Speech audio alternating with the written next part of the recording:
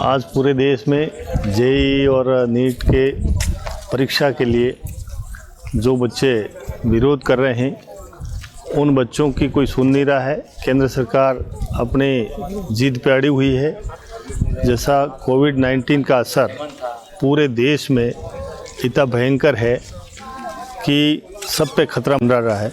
Exams होंगे, गाँवों से, रिमोट इलाके से लोग बच्चे कैसे आएंगे, ठहरने की व्यवस्था नहीं और कोई व्हीकल की व्यवस्था नहीं, कन्वेंस की व्यवस्था नहीं। तो ऐसी स्थिति में केंद्र सरकार को सोचना चाहिए। अभी एचआरडी मिनिस्टर कह रहे हैं कि हम पूरी व्यवस्था करेंगे, पर मैं ये कहना चाह रहा हूँ कि देश का गृह मंत्रालय सुरक्षित नहीं है। गृह मंत्री कोविड के लपेटे में आ गए तो फिर देश के लाखों बच्चों के सुरक्षा केंद्र सरकार कैसे करेगी, ये बड़ा विचारणीय बिंदु है। हमारी राष्ट्रीय अध्यक्ष आदरणीय सोनिया गांधी जी ने देश के कई मुख्यमंत्रियों के साथ ये मीटिंग करके ये तय किया कि देश के बच्चों के भविष्य को ध्यान में रखते हुए निश्चित तौर पे केंद्र सरकार को इस पर विचार करना चाहिए।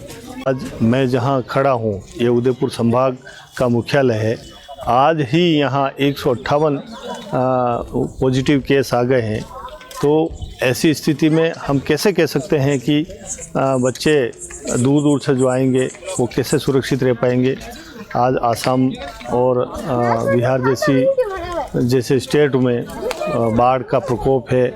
कई देश के विभिन्न क्षेत्रों में कई विपरीत परिस्थितियाँ हैं। ऐसी परिस्थितियों में एग्ज़ाम कैसे हो सकते हैं, तो निश्चित तौर पे एग्ज़ाम को पोस्टपोन करना चाहिए। कांग्रेस पार्टी ये मांग करती है कि युवाओं के भविष्य को ध्यान में रखते हुए, उनके स्वास्थ्य को ध्यान में रखते हुए जेईई और नीट की परीक्षाएं स्थगित की जाए।